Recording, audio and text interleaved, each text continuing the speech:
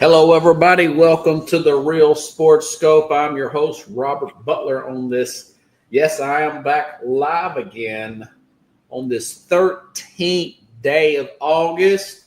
Gonna comment on, I know he got hurt today. He's got a oblique injury, but gonna comment today on Shedeur Sanders. His debut, I thought it was really good, but it was a lot. There's a reason why he got picked in the 5th round. Talk about the celebrity quarterback. Not to be a celebrity quarterback. The incident, not really an incident. I guess you want to say the confrontation with the radio guy from Cleveland. Going to talk about that as well. James Cook signed an extension. Got a few comments on that. And listen, You've got to play these quarterbacks, folks. You cannot coach scared, playing fearful. Going to get into that as well. I haven't done a live show where it's just me, folks, probably in 6 weeks, maybe longer. And there's a few things I didn't get to talk about. Hulk Hogan's death. I wanted to talk about Shane Gillis on the ESPY Awards. Try to get into all that and more. A lot to get into. I really look forward to today's show all week. Let's take our first and only break. You can see I'm a little rusty here, and I'll be back here shortly, and we will hit the ground running here on the Real Sports Scope. Hello, Sports Scope followers. The program has seen tremendous growth since going 5 days a week. I just wanted to thank everybody for your cash contributions and sharing the program with friends and families. Just a reminder, if you want to contribute to the program, go to the Cash App, the cash sign, and Sports Scope. There are other ways to contribute to the program listed at the bottom of the screen. If you want to advertise on the program, go to Sports, that is Sports with an S, another S, Scope, SKOPE, at gmail.com, just like it's listed at the bottom of the screen. Thank you and enjoy the program. All righty then, I'm back here live. I'm in my new facility, and I've had to move. I've got a new green screen, folks, and I've got a stand I got put up. So I'm just about completely transitioned over to the new house, to the new apartment here. I'm happy to be at this point. I'm like 98, 99% in there. So I'm pretty excited about that. Going to try to get some guests, by the way, to come on. Roy, remember Roy, my former neighbor here, still a good friend. Going to get him and one of his friends to come on the program here in the next week or so. Going to give you some college football predictions. They give you just the teams I think that can make the playoff or championship bubble teams. Going to give some NFL predictions. Going to try to get this show going on a regular basis. Maybe not completely 5 days a week, but try to get it back up to about 3. I'm going to do some more recorded shows because I'm working more. So just bear with me. And a lot of you have bared with me, and I really appreciate that during this time of transition to a new place and some financial problems. Just wanted to get all that out the way. Okay. So, play to get better, and that's the title. I notice that you've got first-year quarterbacks, you've got second-year quarterbacks that teams, the Caleb Williams, for example, Christian McCaffrey or J.J. McCarthy. I don't know. I keep getting those two mixed up. McCaffrey, McCarthy. The second-year player, remember he got hurt last year in the in camp last year, the Vikings quarterback. These guys need playing time, okay? Let me go into my notes before I get too far out in front of myself. And I don't really – I like to revert to I don't like to go too far off of what I've already wrote down. But basically, I put this down here, folks. Got to put my mic a little bit closer just to make sure you all can get me. play to get better. Whether it's, like I said, a first-year quarterback, a second-year quarterback, in most cases, maybe not a Jalen Daniels of the Commanders that went to the NFC Championship game. That's an outlier. But like I said just now, a J.J. McCarthy struggling in camp year 2. Caleb Williams struggling in a camp along with Ben Johnson, getting a hold of Ben Johnson's system there. I've been reading for the last 2 weeks in camp, even before mini camp, that Williams has been struggling to get his footwork. He's struggling to work out of center because he's normally doing the shotgun. He's not a good processor. He's not getting out the ball quickly. These are big, big red flags here from the former number 1 overall pick last year, But he didn't even play last week, He didn't even play last Sunday against the Miami Dolphins. Now reports are, yes, he's going to play this week. Well, here we go. Good job, And it's this fear.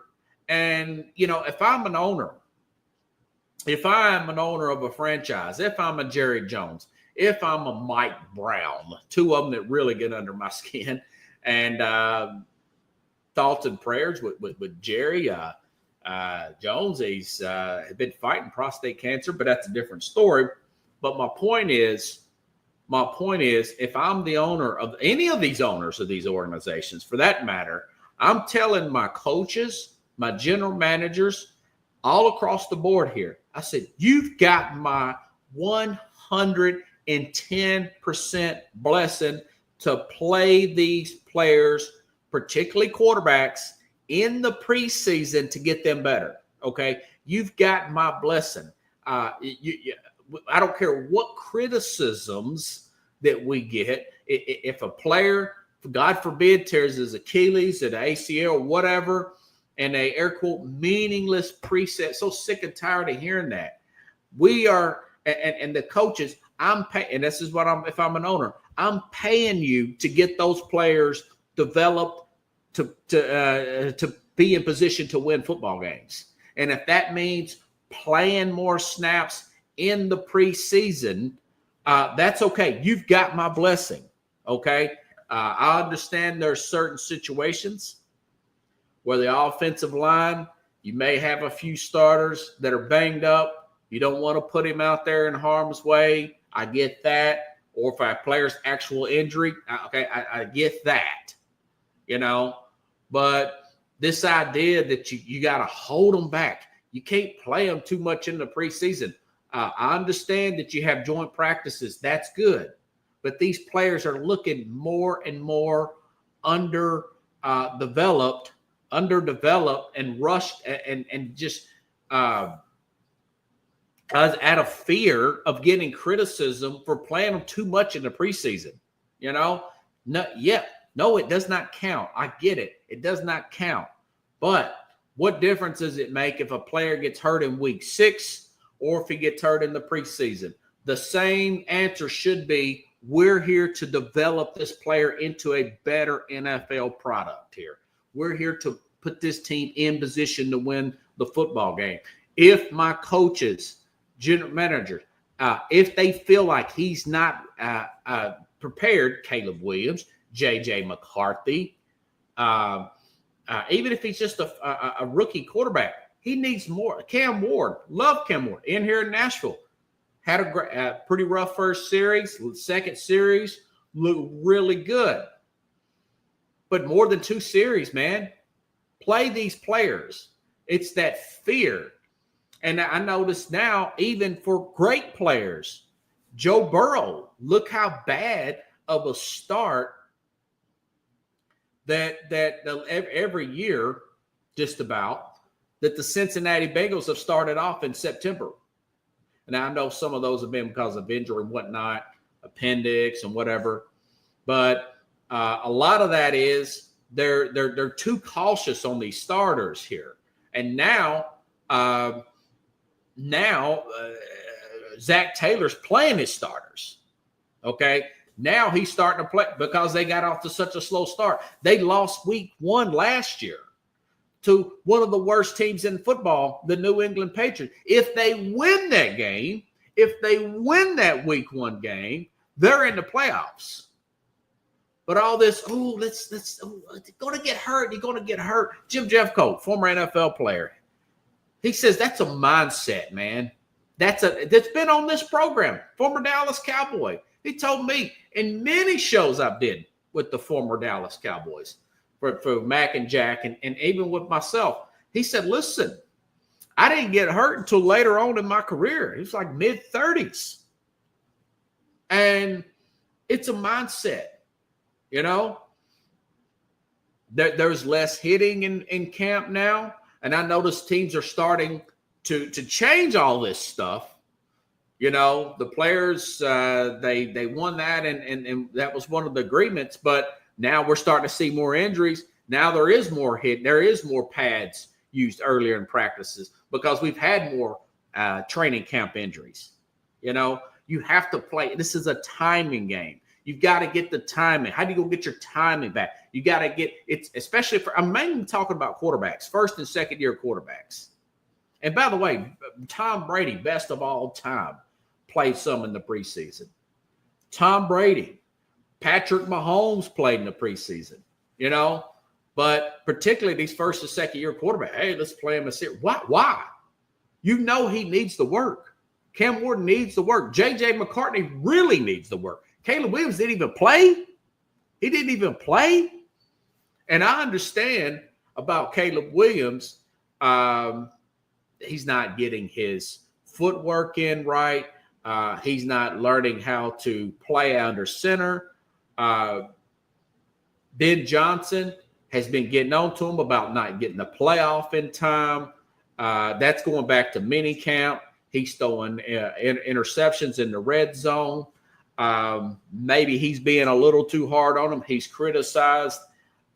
He's praised Tyson Bagent, the second string guy. That being said, yeah, maybe Ben Johnson should essentially flex his system a little bit to help out Caleb Williams. Maybe he shouldn't criticize him enough. You don't want to beat him down too much where you kill the guy's confidence. I get all that. I get that perspective of it.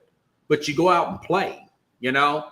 And I don't – and that's if I'm the owner, if I'm a Jerry Jones, if I'm a Amy Adams Strunk here in Nashville, I say, listen, man, if you really feel like he needs to get the work in, let's play him a half here. Let's not play 2 series. This guy's not Steve McNair, a returning MVP.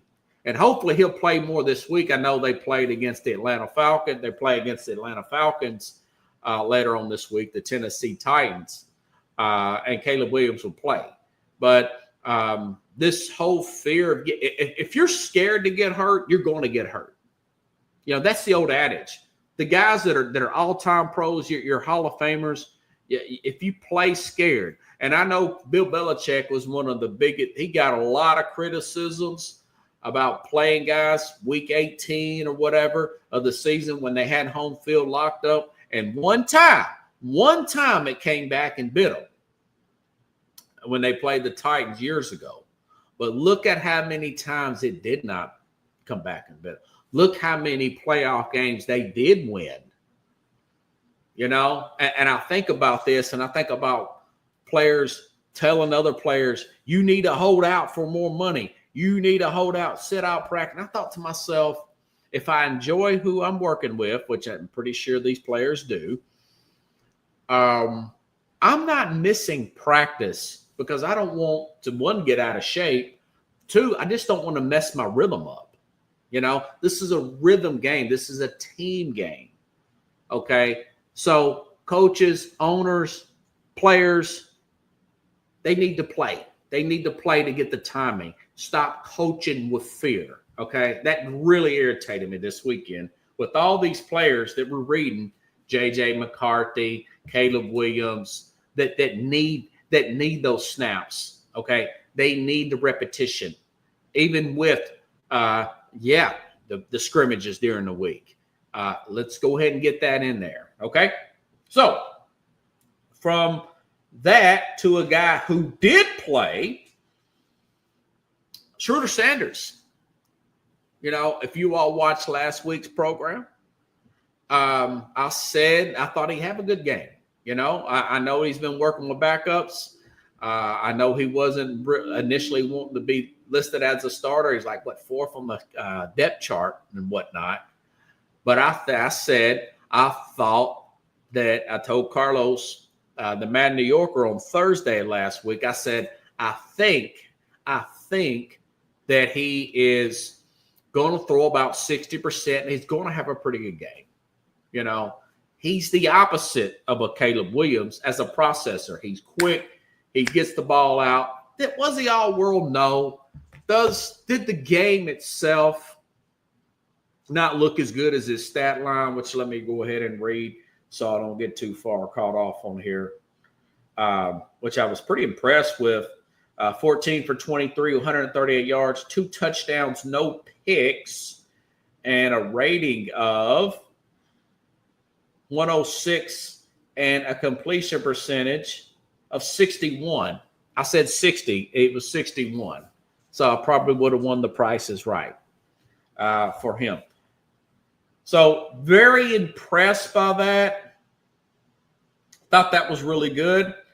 And then the reason why he fell to the 5th round, this is what I heard. He confronts a media personality, I think it's Matt Grossi or whatever, never mind, a local Cleveland radio personality on criticizing him too much. And I found out later he had his brother. Why is the brother loud in the locker room? I don't know. But somehow his brother's there to film it. And listen up. We will play it. Tony, I be hoping you got something positive to say about me. You always say negative stuff about me. And I'm like, I ain't do nothing to you. No. I ain't seen nothing positive that you ever say. I say something positive every day. What up, Tony? Come on, Tony. What I do to you, Tony? See, now you said that's harmless. You know, this guy is mind you, 4th on the depth chart, 5th round pick. A lot of us, I thought, 1st round talent. And the reason why he falls was he was tanking interviews, basically teams he didn't want to play for, being somewhat combative with the interviews, asking to break down the plays, and there's a lot of indication that was the Giants. Do you remember the Giants were picking really high on the draft? Okay. Dad saying he didn't want him playing for certain teams and whatnot, didn't want him playing cold weather, throwing out all these demands and everything. Then on top of that, he comes off as a distracted player. Football's not number one. I made a note here that they were a couple years ago at Colorado. They were up big in the Stanford game. Okay, 2-3 touchdowns, some ridiculous amount. And he is selling merchandise on Instagram Live at halftime. At halftime. A distracted player. Okay? A distracted player. All right? So this guy wants to 5th round pick, 1st start, 4th on the depth chart. Looks harmless, but he gets his brother with him to film him confronting a guy. Now, that was lighthearted, but you're a rookie. You know, show some humility. Be low key. Worry about the game. And then there was also reports, Kevin Stefanski didn't mention him when he praised players in the locker room. Well, because he's a very cocky player. You think he just won the Super Bowl or something, okay? A very entitled player. There's a thin line between confidence and cockiness. Cockiness turns people off. Confidence wins folks over, okay? So he didn't get that. He got that pretty honest. Listen to this old clip from his dad, Deion Sanders, back in 92 when it wasn't so friendly. Confronting Tim McCarver, who criticized him the way he handled playing in the World Series and playing for the Atlanta Falcons. This is a long time ago. Let me get the clip here. That one. Four-time WNBA. Not that one. Deion Sanders apparently upset with Tim McCarver's criticisms of his two-sport day last Sunday. Felt like he would gain a measure of revenge, not with champagne, but by dousing McCarver with 4 tubs of ice water. McCarver was furious. So was CBS Sports. Rick Gentile, their producer, complained to National League President Bill White last night. McCarver wants a meeting with White as soon as he can get one. And after this confrontation, Tim McCarver confronted Sanders. Tom is right here. Right now, here you go. I got a real man. You know that? Yes. You are a real man, Deion. I'll say that.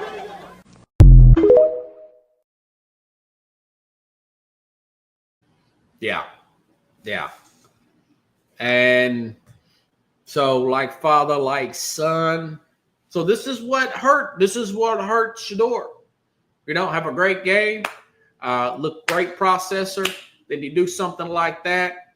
You get your brother to film it. Not good. Not good. And it reminded me of, and I wanted to play it on here, but I don't think the sound's going to be good. But I got it on my phone. And I've played this for you all before, is Bill Parcells' 11 quarterback commandments. This was back in 2007 on ESPN. This is really good. This is what Shedeur Sanders should listen to, particularly the last commandment. Listen up. Just bear with me, folks. Given permission for you to publicly divulge the list of things you told him to do, should you just happen to have it nearby? Okay, here are the quarterback commandments. Number 1, press or TV, agents or advisors, family or wives, friends or relatives, fans or hangers-on, ignore them on matters of football. They don't know what's happening here. Number 2, don't forget to have fun, but don't be the class. Right, ignore them on matters of football. In other words, you probably, and I'm sure Parcells will say this, we don't want your brother. What's his brother doing in the locker room anyways? Your brother in the locker room, you don't want this to turn into a circus there. Filming you confronting the guy so you can go viral what you did. Very immature. More from Bill Parcells. Clowns and leaders don't mix. Clowns can't run a huddle.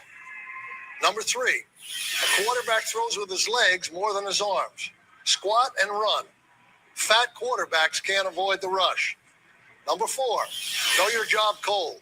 This is not a game without errors. Keep yours to a minimum. Study. Number 5, know your own players. Who's fast? Who can catch? Who needs encouragement? Be precise. Know your opponent. Number 6, be the same guy every day. In condition, preparing to lead, studying your plan. A coach can't prepare you for every eventuality. Prepare yourself. And remember, impulse decisions usually equal mistakes. Number 7, throwing the ball away is a good play. Sacks, interceptions, and fumbles are bad plays. Protect against those. Number 8, you must. Now, number 7, that's something he needs to work on. He did get sacked a couple of times, ran backwards a couple of times, and they're showing this thing is showing Tony Romo. Ironically, I put that in my notes when I was watching the game the other day. Romo ran backwards a lot. That's something he done in college. Shedeur, this is something that he needs to correct as well. A lot of stuff he's doing, he's got down. You know, throwing the ball away, quick decision making. A lot of that is good plus for Shedeur Sanders, but more from the great Bill Parcells, the 11 quarterback commandments. I love this. Must learn to manage the game. Hold on.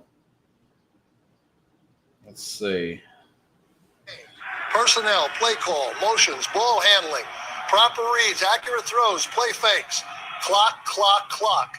Don't you ever lose track of the clock. Number 9, passing stats and TD passes are not how you're going to be judged. Your job is to get your team in the end zone, and that's how you're going to be judged.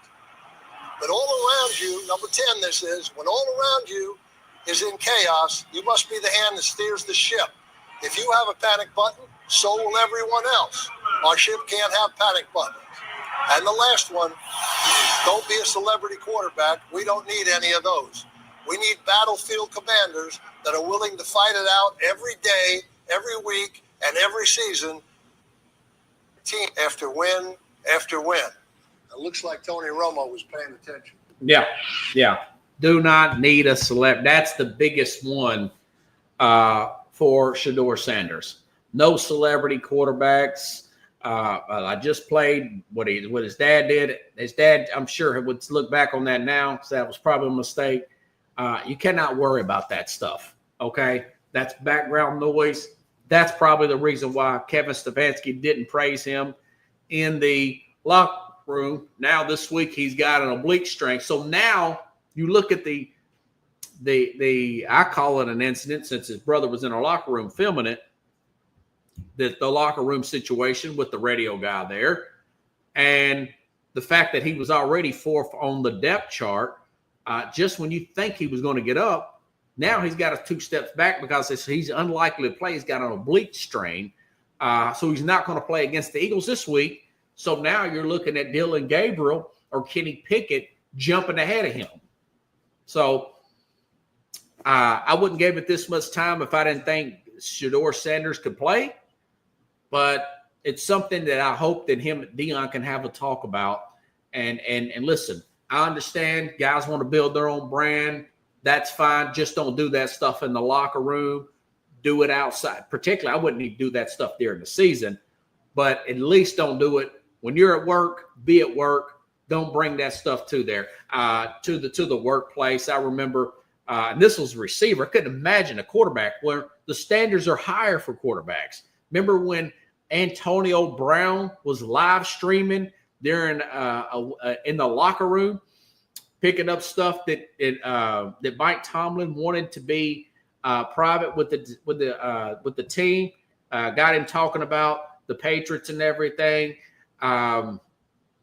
making it all about himself. That's a receiver. Can you imagine a quarterback doing something like that? So, anyways, that's it in a nutshell with Shedeur.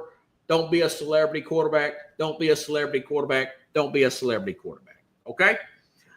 In other news, quarterbacks, listen, I was pretty impressed, although the stat line for Jackson Dart, a lot of this was screen passes for the Giants. Jackson Dart, 12 for 19, 154 yards, touchdown. Dart, 40-something plus starts in college. Looked good. Like a Shedeur Sanders, knew what he was going to do with the football. I was impressed with him. I know it's just one start. I get it.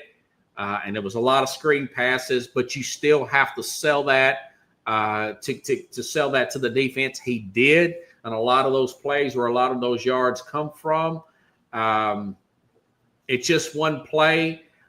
Very good, though. Very impressive with him. Maybe he starts a little sooner than later. This team is going to have a good defensive line. I mentioned that before. I seen a snap from Jackson Dart, from the Giants' Jackson Dart this week. But that's off to a very good start. I did not expect him to be that decisive in preseason week 1. Same thing with Shedeur Sanders. Now, Cam Ward, here out of Nashville, that's where I'm at, even though I've got the New York background. I like that national look here. I thought Cam Ward, Brian Baldinger, NFL Network, very high on Cam Ward. Let me make sure and get my notes here before I get too ahead of myself that I make here. He looked good in that second drive, looked decisive. The line blocking really well for him in that second drive. Long drive there, goes for a touchdown there, hitting the open man. Wish I could have seen more out of him. Again, quarterback, maybe I'm sure he'll play more when they play the Falcons this weekend. You need to play. You need snaps. You more. If he gets hurt, so be it. We're in the process of developing a quarterback. Don't just play in 2 series there. But other than that, he says that he thinks this could be one of the top-tier defenses in the league. A lot of the national media is pretty high on Tennessee, actually. Listen to a guy like Jason McIntyre, Fox. He says Tennessee could maybe win 10 games because they got a pretty easy schedule. I want to say it's 26th in the NFL.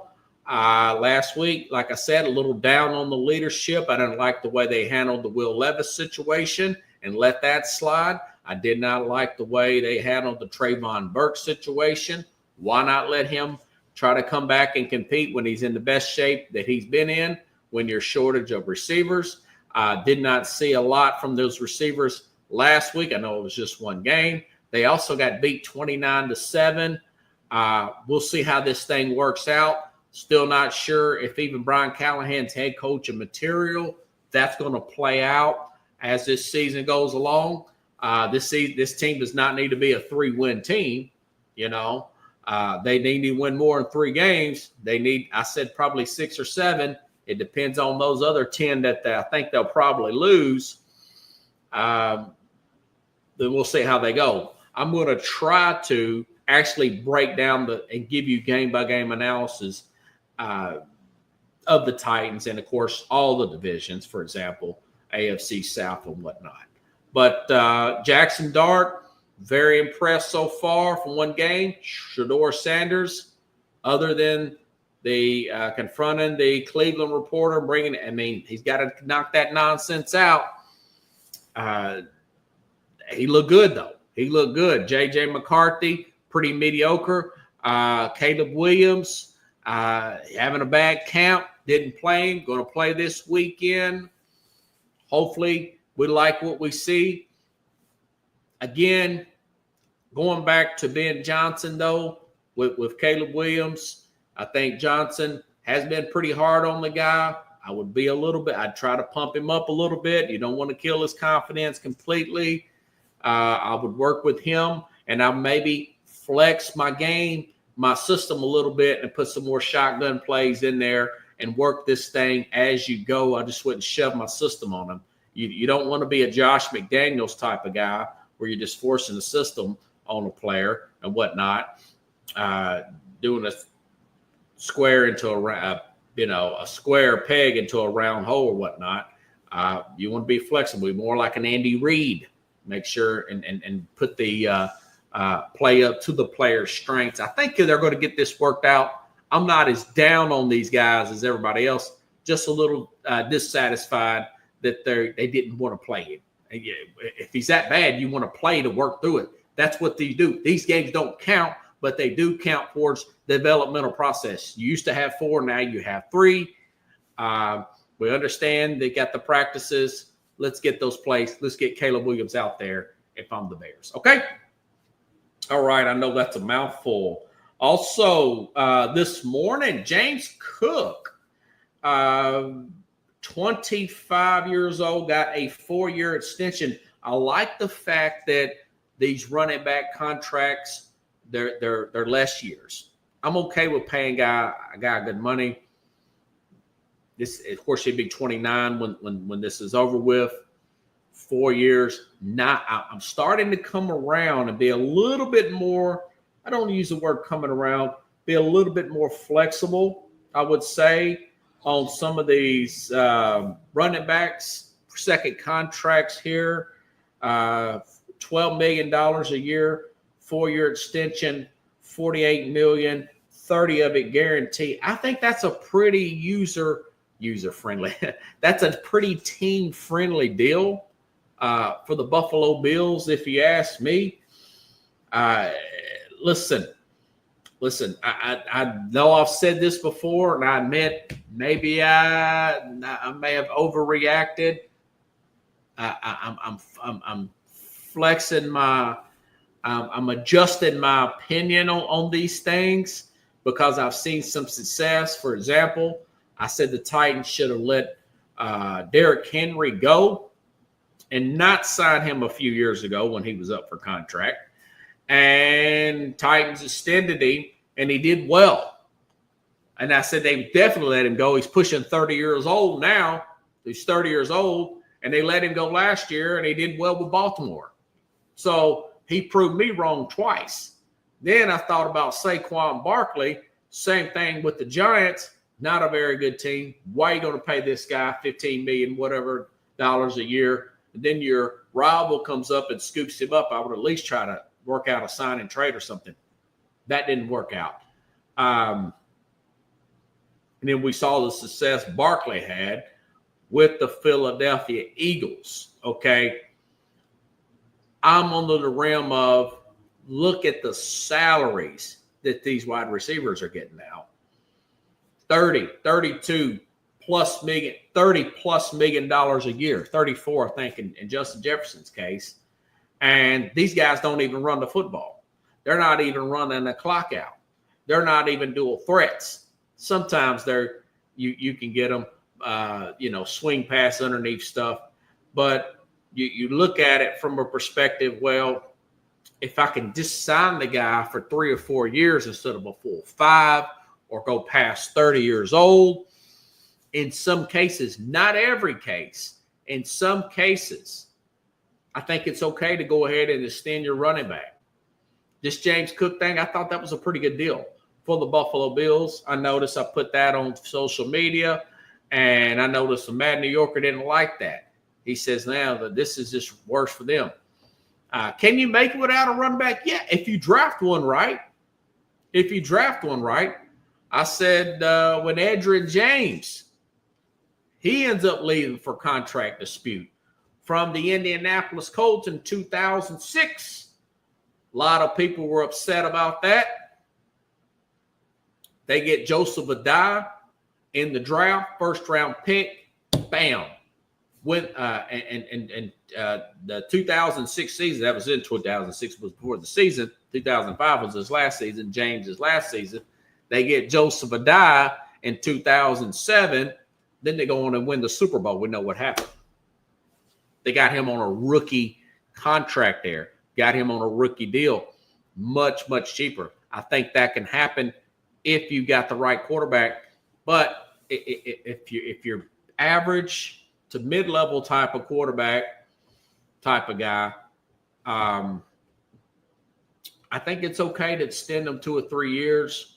Wouldn't try to go over 5. Wouldn't go for 5. I would want my player to be done under the age of 30. Be done with them. You at that point you should have another player drafted and whatnot, or you get another player off the wire for half of it.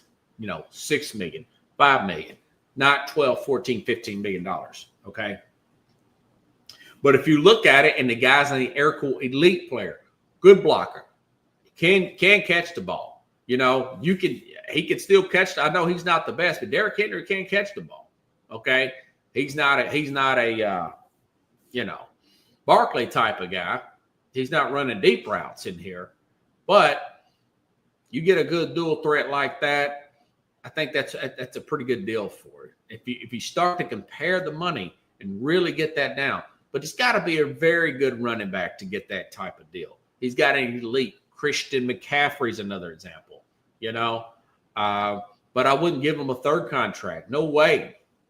But all I'm saying is I will come around a little bit on the second contract per se. Okay? Woo. Man, that's a mouthful. Let me get a sip of water here, folks. I just haven't got around to talking about everything. Again, I have not done a show when it's just me for the whole hour, probably in 6 weeks, maybe longer. I've had some financial stuff come up, and I've had a move. And before the move, I've had to pay off a school loan so I can have the monthly payment to pay for this better apartment. My other place was turning into a wreck, and that's why, But a few other things here that I wanted to talk about that I did not get a chance to talk about when I was, and over the last few weeks, over the past month. For example, Hulk Hogan died. It's unfortunate, 71 years old, died of a heart attack. And I wanted to bring this up with the Mad New Yorker, one of the last shows before in my old place. But, when I cut off my internet and TV, I told them to cut it off on the 31st. They cut it off on 25th. And, I think I told you that story already. But Hulk Hogan died. And I thought to myself, what a generational guy. If you are of my age, I'm 44, go back to 1985, go back to the 80s, for example.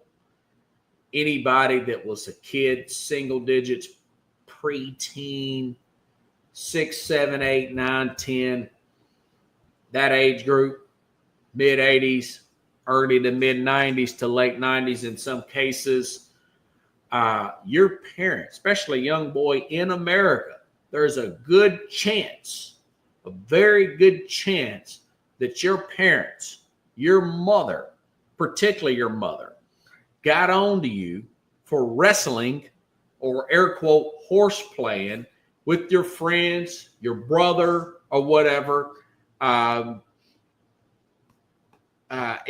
the bedroom, out in the backyard, and just wrestling around. And they got that from watching a guy like Hulk Hogan, from watching the antics of a guy like a Hulk Hogan, particularly Hulk Hogan, if you ask me. I went over a friend of mine's house one time. I was probably 6 or 7 years old. His older brother just caught me off guard, picked me up, and just said, DDT, and he slammed me on the bed and caught me off guard, So I pushed him back, and I remember picking up my nieces and stuff and throwing them around. I'd asked my uncle, the great late Uncle Jerry, I was looking at some of pictures of him. Body slammed me, Uncle Jerry, and he'd pick me up like a wrestler and slam me on the bed. Well, that's the stuff you see in pro wrestling, And I think Hulk Hogan, remember, folks, he was on the first that I've ever heard of. Now, I'm sure it was beforehand, but that really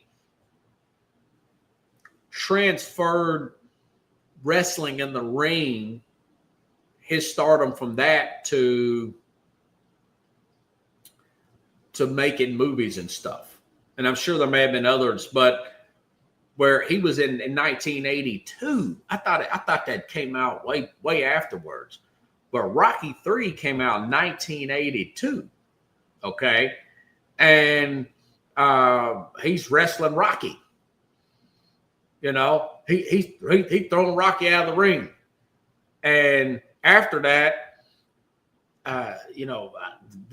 the Vince McMahon documentary is great, by the way, on Netflix. I'm sure they got another one they're working on with just wrestling in general. I'm sure there's one coming out on Hulk Hogan, but he transferred that from wrestling star to movie star. Okay. Then you think about a guy like The Rock. There is no Rock without Hulk Hogan. There is no Rock. It's level of stardom. Now, obviously, The Rock, most people would say, and I know it for sure, he's a bigger star. He's demanding like $20-something million a movie. He's a better actor. He's a good actor. Hulk Hogan was just a decent actor. I consider Dwayne "The Rock" Johnson a good actor. I like a lot of stuff he plays in. He's pretty convincing. He's just not an action hero. He can play sensitive. He can play a coach. He was really good in Ballers. Means no, never mind. The Rock put out some stuff about Hogan. Took him about a day or two after that death. but he put out a few things, and I know Hulk Hogan has had a checkered past. We've all had our issues, our ups and downs. He had the sex tape thing that looked bad on him. I know that was a bad deal. He sued Gawker for it and everything. Also, the racist rants, the recorded rants that he made. I noticed guys like Mike Tyson forgave him for that. And he didn't call him racist. He said, hey, listen, man, people say stuff like that all the time. I'll say things. He's did some things he's regretted.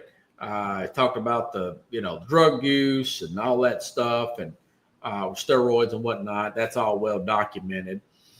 But I just thought that was a big part of anybody in my age group. A little older, give it about 10 years older, anywhere from 35 to like 53, 54 years old. Had Hulk Hogan. I stopped really watching it like 9, but I did go to a wrestling event at high school. My friend Rich Ferris has come on the program. I went and saw The Rock when WrestleMania came to Nashville in high school. Really support my friends. We was having fun with it. I really wasn't into it then, but we had a good time that night per se. We had our sign put up and everything, and we're looking for our sign on TV. One of those, I think it was Monday Night Raw, if I'm not mistaken. But it's pretty interesting stuff, and hopefully I'll get the Mad New Yorker's opinion on that. Wanted to talk about that. I know that's an older story. Also, I didn't get a chance to talk about Shane Gillis, the comedian, on the ESPY Awards, going back to July. Okay, going back then. I thought was pretty good. I think we're getting at a point where people are really fighting back against wokeism and the ultra politically correct and laughing at ourselves and whatnot. I actually got a clip. I didn't realize I'd have this much time left. Listen to Shane Gillis here. I've got 2 clips here. Check out this one right here. 4-time WNBA All-Star Brittany Hicks is here. Give it up for Brittany, everybody. I'm joking around. That's my friend's wife. I knew none of you knew WNBA players. That's crazy. You clap for that.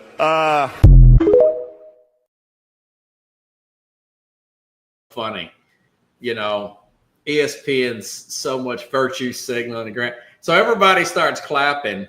You would think if they were really true WNBA fans, they would say they would have got quiet in there. But listen to the claps. Let me play this more. Shane Gillis, back last month. We're doing a little catch up right now at the end of the program, talking about this fake this fake WNBA player, which really his friend's wife here, and just put and what's funny is ESPN randomly puts the camera on this woman, so ESPN's in on it. So bringing comedy back. Listen to this one more time. This is too funny. 4-time WNBA All-Star Brittany Hicks is here. Give it up for Brittany, everybody. I'm joking around. That's my friend's wife. I knew none of you knew WNBA players. That's crazy. You clap for that. His friend's just dying laughing there, So, his friend being a white guy married to a black woman, maybe he can get away with that, right? That kind of get him to get out of jail free card, so the wokesters can't holler racist, right? Everything is racist crowd can't holler racist, but I think it's really funny. Here's another joke he had about Caitlin Clark here, who I don't know. I think at some point she's going to come back from that growing injury. I know that they keep winning without her. But this one's too funny. Waffle House joke. If you missed it a few weeks back, I know almost like a month ago, but let's play a little catch up tonight. Shane Gillis on Caitlin Clark This is too fun. When Caitlin Clark retires from the WNBA, she's going to work at a Waffle House so she can continue doing what she loves most, fist fighting black women.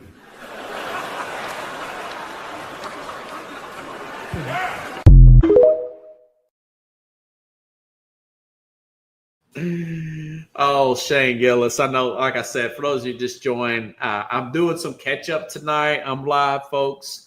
First live show with me all the way through for a whole hour and several weeks. And just wanted to play some of Shane Gillis, who at the ESPN ESPY Awards, which guys like me haven't watched probably in since 2012, maybe, since they started pushing political agendas and everything but sports. But that was kind of ESPN's way of trying to get things kind of evened out again and just more lighthearted and trying to win back some of the people who are annoyed with all the stuff. And I know I told you last week I was really irritated with the fact that ESPN got Red Zone, and I hope they won't screw it up per se.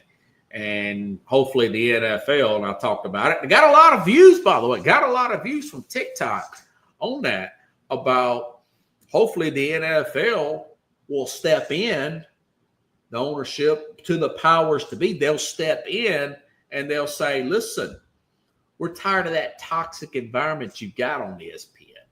You know, I mentioned Bart Scott getting on to, was it Mike Tannenbaum, the former Jets, and I want to say Dolphins general manager, basically trying to intimidate him not to criticize Caleb Williams, or per se, hint, hint, don't criticize the black quarterback and all that toxic white privilege crap that you hear. Now, he had done it lately, but, you know, that Stephen A. Smith has said in the past and all that, and just making it not about sports. As a kid watching ESPN before Disney bought them in 1996, it was fun. It was about sports, man. There's plenty of storylines in the sporting game itself. You know, plenty of storylines in the game itself. But I think what ESPN's trying to slowly do that. I think they still need stronger leadership at the top. I know they've weeded out your Bahami Jones and Jamel Clarks of the world. Jamel Hill, and Ryan Clark, of the world. Getting all that squared away, per se. But anyways, I think the Shane Gillis was a good start, and hopefully they can keep going in the right direction. Again, you don't have to talk my politics. Just don't talk politics, ESPN. That's my whole thing. And bring somebody in that can laugh at everything. And I think he was one of the funniest presenters they've ever had there. Be honest with you. Like, again, I know that's an old story, but I haven't got a chance to comment on it, folks. Again, going to try to get as much college football preview as possible. I bought the Phil Steele's magazine over the weekend. Been scanning over that thing. Not as much as I should, but as much as I can and been able to. Same thing with the NFL. Going to try to get as many shows. May have to record some and as many shows as I can. I appreciate everybody being patient with me during this process here. I'm not giving up on the program. I will never give up on this program. I will never give up on the Sports Talk program because I know that I'm good, you know. But, you know, like life, you hit your ebbs and flows, you have your financial problems, and, you know, you just have to deal with them as you go. So tomorrow, I have Mad New Yorker on. We'll be talking about Shedeur Sanders' debut. He's the Mad New Yorker. I'm going to get his thoughts on Jackson Dart, his debut with the Giants here. What does he think about the Giants so far in minicamp? And we'll get many more stories involved there. I wanted to get to that John Gruden kick the NFL's butt. They're gonna have to go to some kind of court case or whatnot instead of arbitration. Kudos to John Gruden. Wanted to get to that story, but didn't get a chance to get to that story. But anyways, folks, it's great to be back on. It's great to be back on. Knocked off the rust today. So if you like the show, please share the show, okay? And tomorrow I'll be back here live with the Mad New Yorker pending something crazy here on the Real Sports Scope. Good night, everybody.